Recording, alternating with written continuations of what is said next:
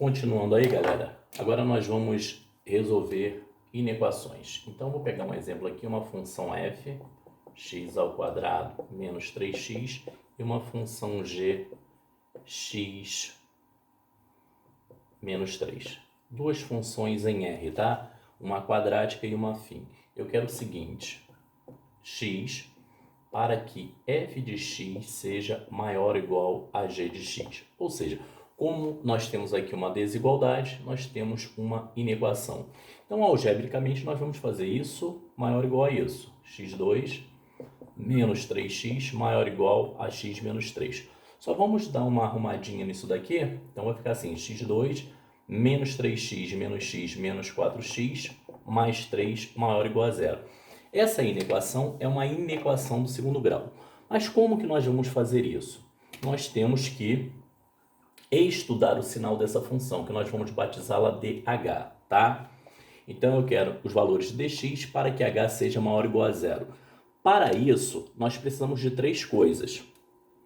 Precisamos dos zeros da função, do eixo x, que é o referencial de positivo e negativo, e precisamos também do esboço do gráfico. Então, vamos lá.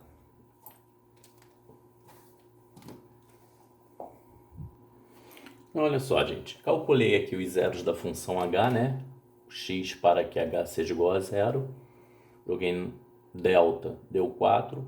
X é menos b, mais ou menos a raiz quadrada de delta sobre 2a. Então, x pode ser 1 ou 3. Coloquei aqui o eixo x, que é o nosso referencial de positivo e negativo, e nós vamos fazer um esboço do gráfico. Então, no nosso caso aqui, a função h é uma função quadrática, onde o a é positivo. Então, nós temos uma parábola de concavidade voltada para cima e que corta o eixo x em dois pontos, porque essa função ela tem dois zeros. O que a gente precisa perceber? Ele falou que h tem que ser maior ou igual a zero, ou seja, h tem que ser maior que zero ou h tem que ser igual a zero. O que significa falar que h tem que ser maior que zero? Ali, vocês precisam considerar onde h é positivo. E quem anula essa função? A gente vai lá nos zeros da função. Então, se vocês olharem direitinho, todo x menor que 1 torna essa função positiva.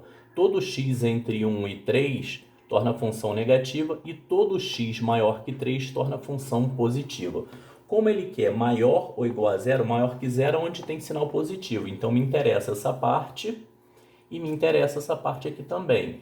Só que eu quero também que a função se anule. Então, eu devo considerar os zeros da função. Para considerar, nós falamos que a bolinha deve ser pintada.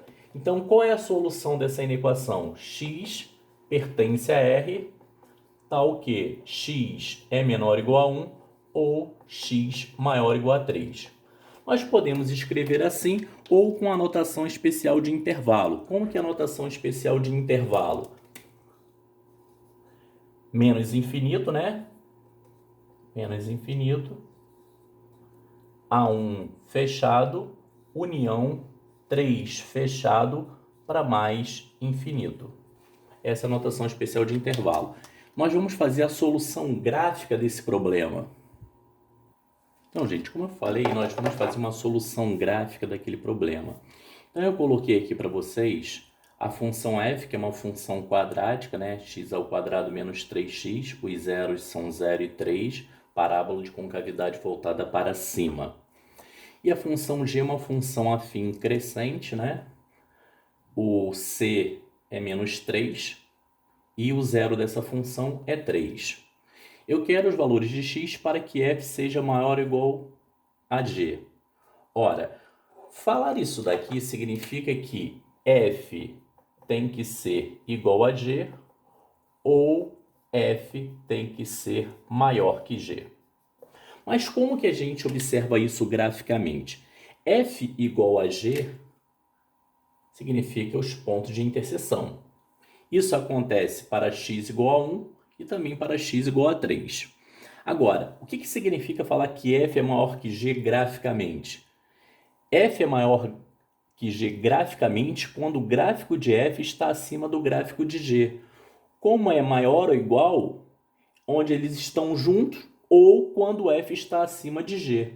Então, observem que f está acima de g. Então serve para esses valores de x aqui. E se vocês olharem aqui também, olha, f está acima de g. Então serve daqui para cá, ó. Para 1, elas estão juntas e menor do que 1, f está acima de g. 3, elas estão juntas e maior que 3, f está acima de g. Então, como vocês podem observar, é a solução que está ali. Essa é uma solução gráfica, tá? Vamos para o próximo exemplo.